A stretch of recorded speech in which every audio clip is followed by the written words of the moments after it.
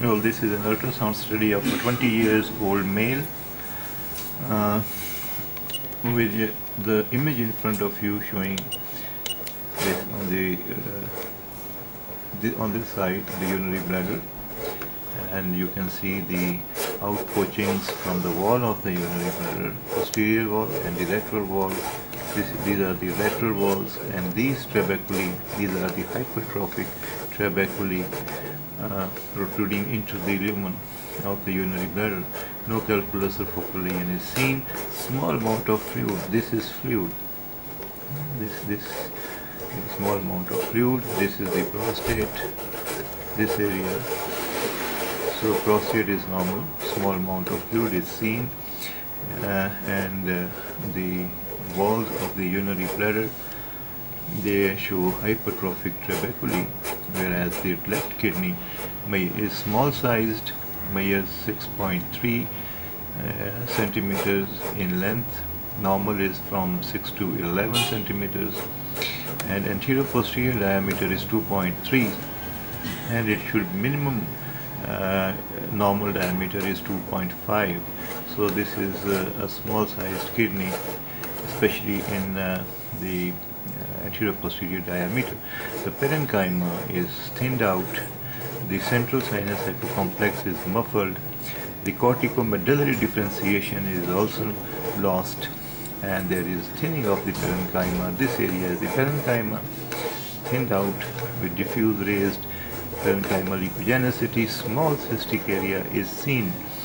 So this is a small sized left kidney with the parenchymal changes of grade 1. This is the status of the right kidney.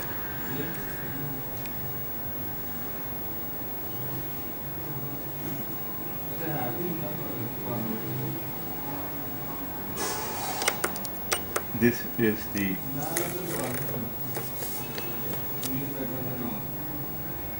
upper pole of the right kidney.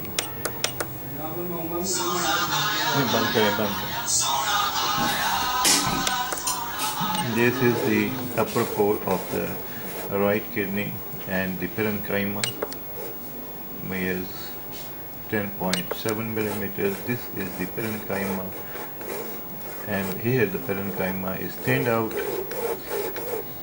measures only 4.5 millimeters in the mid region, mid anterior region, and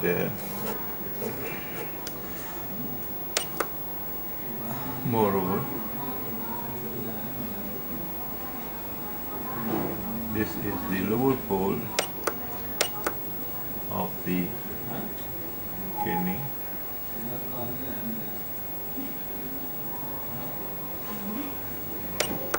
And here you can see that the parenchyma this is the parenchyma diffuse, increased or raised parenchymal echogenicity, measures 7.6.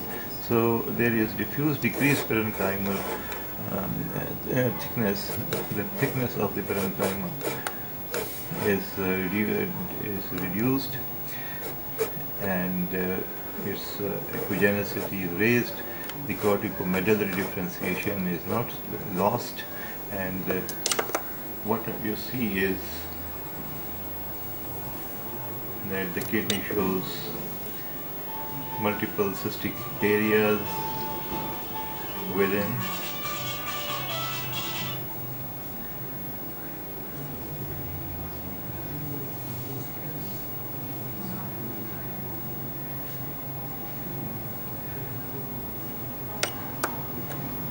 Here you see this is the mid region, anterior region parenchyma thinned out.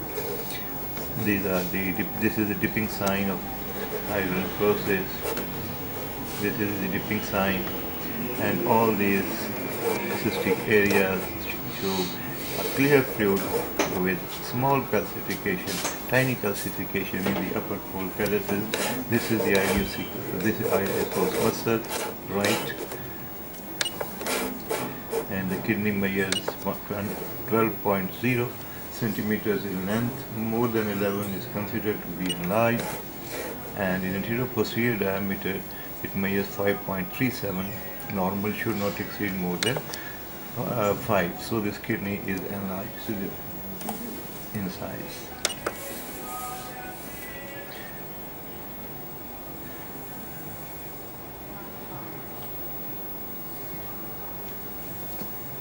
There is no evidence of proximal ureter dilation.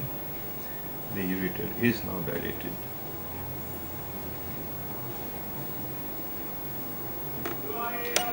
So these all cystic areas that you are seeing, they are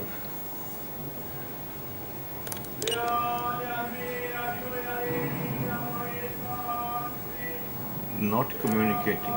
They are communicating with each other. See here, this is communicating with this one.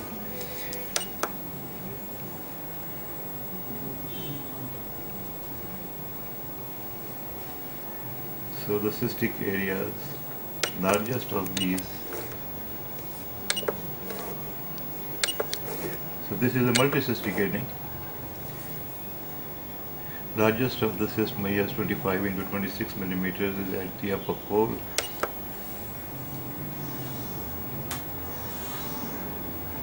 This is possibly, and therefore the possibility of multicystic dysplastic kidney that is seen in faints, though, or simple multicystic kidney is the possible diagnosis.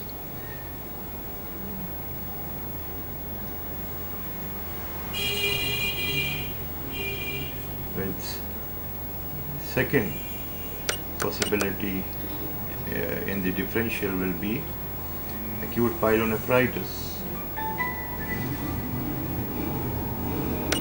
because the urinary bladder was thick, as we saw. This is the urinary bladder. This is the post-maturation status. The wall of the urinary bladder measures 7.1 post-maturation. So this is a case of left renal parenchymal changes of grade 1 with acute pyelonephritis, that of the right kidney, and these are in fact dilated calyces. Not because when you see the tipping sign, it is suggestive of hydronephrosis. So first diagnosis, sonographic diagnosis will be obstructive uropathy or pyelonephritis, right side, and the third one, and in the differential will be a multicystic kidney, enlarged kidney. This is now the case of the day. Thank you very much.